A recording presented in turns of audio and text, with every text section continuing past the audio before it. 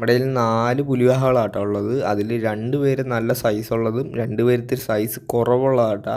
അപ്പം ഞാൻ ടാങ്കിൻ്റെ അടുത്ത് നിൽപ്പുണ്ടായിരുന്നു. നോക്കുമ്പോഴാണെങ്കിൽ ടാങ്കിനകത്ത് ചാടണ നല്ല ശബ്ദം കേട്ടോ. അടുത്ത് നിന്ന് നോക്കുമ്പോഴാണെങ്കിൽ വലിയന്മാർ ചെറുതിനിട്ട് കടിക്കും കേട്ടോ. കടിച്ചിട്ട് ഈ ചെറുതാണ് കിടന്ന് ടാങ്കിൻ്റെ പൊക്കത്തോട്ട് ചാടാൻ ശ്രമിക്കുവാണ്.